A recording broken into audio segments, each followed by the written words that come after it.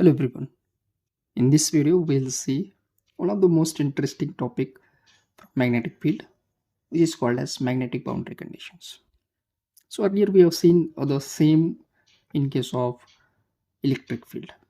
Okay, जिसको हम electric boundary conditions कह सकते हैं या फिर boundary condition between two different medium. तो अगर हम बात करेंगे मैग्नेटिक बाउंड्री कंडीशंस की, तो इसको हम किस तरह से डिफाइन कर सकते हैं. सो बेसिकली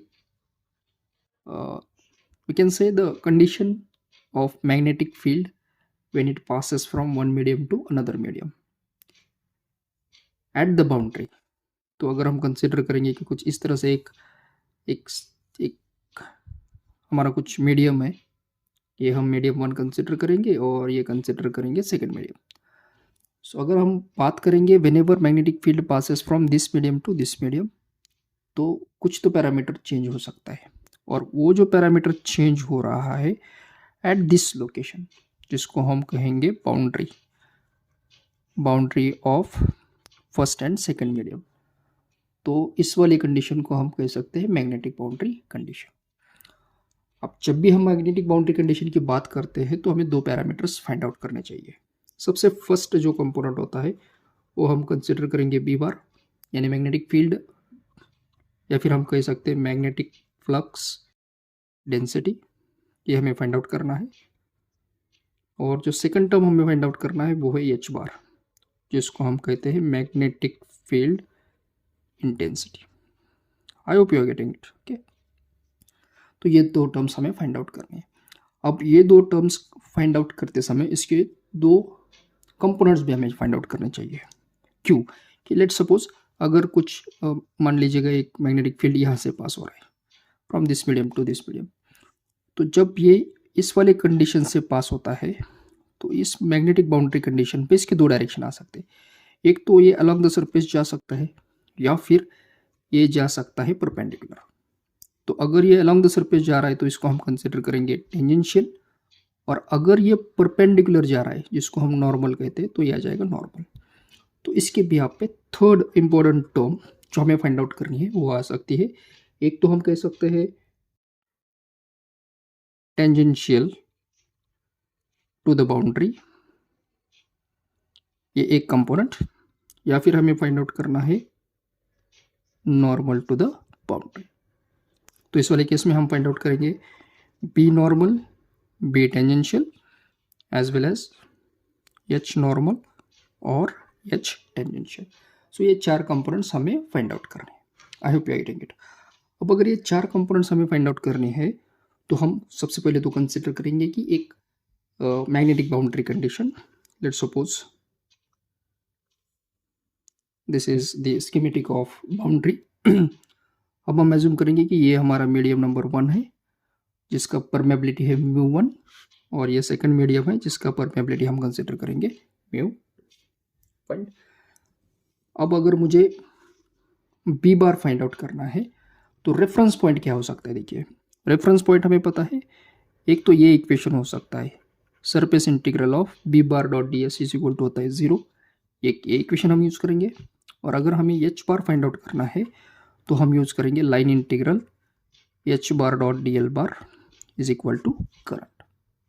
तो ये दो इक्वेशन के बिहाफ पे हम फाइंड आउट करेंगे बी बार और एच बार. अब देखिए, अगर मुझे बी बार फाइंड आउट करना है तो हमें सरफेस इंटीग्रल लेना चाहिए, और अगर सरफेस इंटीग्रल लेना है तो हम एज्यूम कर सकते हैं that we have a Gaussian surface. So सबसे पहले तो हम एक गॉसियन सरफेस जो है वो ड्रॉ करेंगे. Let's suppose this is the Gaussian surface.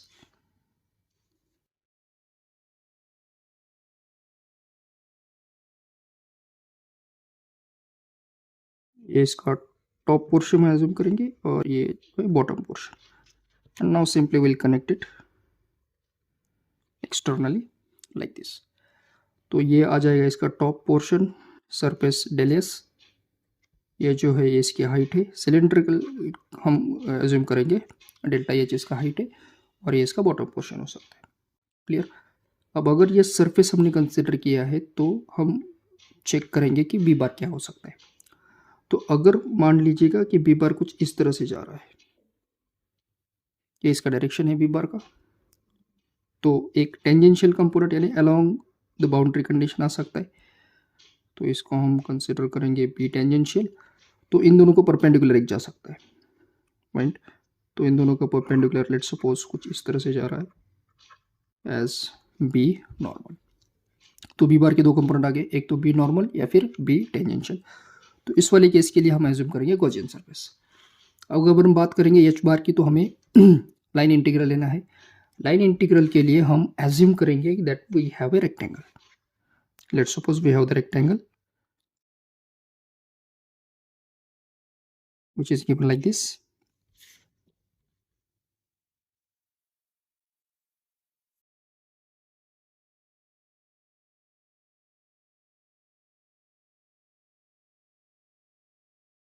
अब अगर रेक्टेंगल है तो इसका जो अपोजिट साइड से वो सेम आने चाहिए। तो let's assume this is a rectangle और ये है इसके coordinates A B C D. ये एज्यूम करेंगे हम इसका विड्थ है, तो ये आ जाएगा डेल्टा एच यानी कि हाइट। इसको हम थोड़ा सा एक्सटेंड करेंगे। क्लियर? अगर स्कीमेटिक समझ में आ गया तो इजीली हम इसको डिराइव कर सकते हैं। नेक्स्ट हमें एच बार की कंपोनेंट लेनी है। तो एक कंपोनेंट जो यहाँ से पास हो रहा है हम एज्यूम करेंगे दिस इज एच बार। तो एच बार का भी जो परपेंडिकुलर है which will be parallel to this, देखिए I am drawing in the same direction. तो ये आ जाएगा एच नॉर्मल और अलोंग द सरफेस ये हो सकता है हमारा एच टेंजेंशियल। क्लियर? तो इस बिहाफ पे अब सबसे पहले तो हम फाइंड आउट करेंगे बी बार जिसको हम कह सकते हैं। So let's find the terms. अब इसको हम दो पार्ट्स में डिवाइड करेंगे। एक तो हम सबसे पहले तो नॉर्मल कंपोनेंट फाइंड आउट करेंगे, बाद में हम फाइंड आउट करेंगे tangential component. So first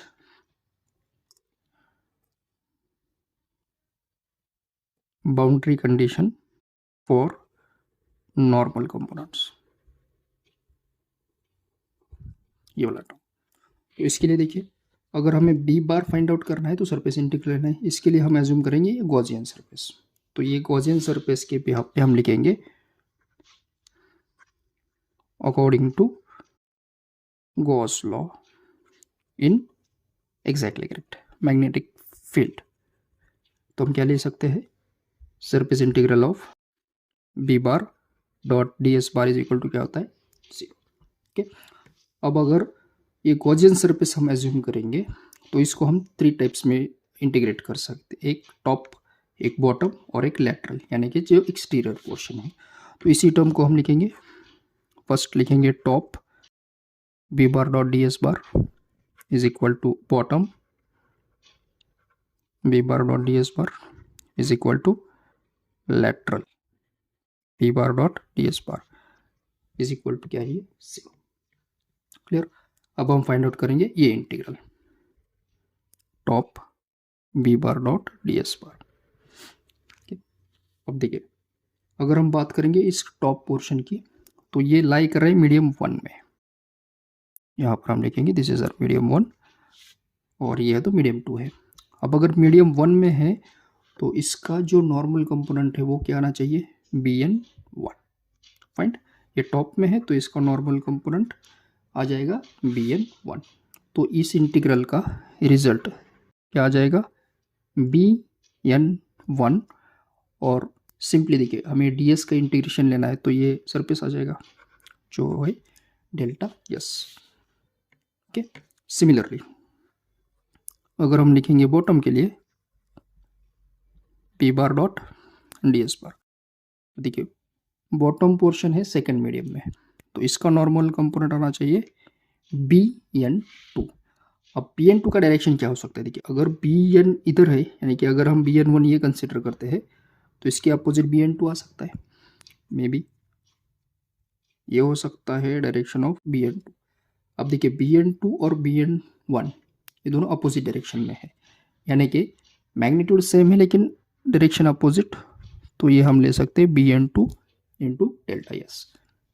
now the last term integral of lateral portion B bar dot D S bar is equal to, देखिए लेटरल पोर्शन यानी ये वाला सरफेस, इसका हाइट कितना है डेल्टा एच, लेकिन हमें ये पूरा टर्म एनालाइज करना है बाउंड्री के ऊपर, यानी कि इस वाले पॉइंट पे। अब अगर इस वाले पॉइंट पे हमें इसे इंटीग्रेट करना है तो जो पूरा हाइट है डेल्टा एच ये नियरली इक्वल टू कितना होना चाहिए 0। अब अगर ये पूरी तरह से अगर हम कॉम्प्रेस करेंगे डेल्टा एच 0 लिखेंगे तो इसका जो सरफेस है वो ऑटोमेटिकली 0 हो जाएगा। So based on that lateral portion का इंटीग्रल क्या आ सकता है 0। क्लियर। तो अब तीनों इक्वेशन को हम इस वाले इक्वेशन में लिखेंगे, एक्चुअली ये प्लस होना चाहिए, addition of all this term will be 0। तो देखिए टॉप के लिए है bn1 डेल्टा एस, बॉटम के लिए है minus bn2 delta S, lateral तो 0 है, इट इज़ इक्वल टू 0।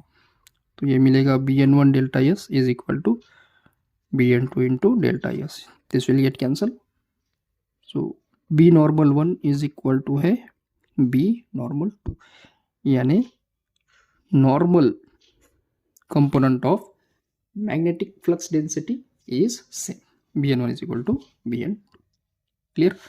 अब अगर हमें bn मिल रहा है तो हम फाइंड आउट कर सकते हैं hn।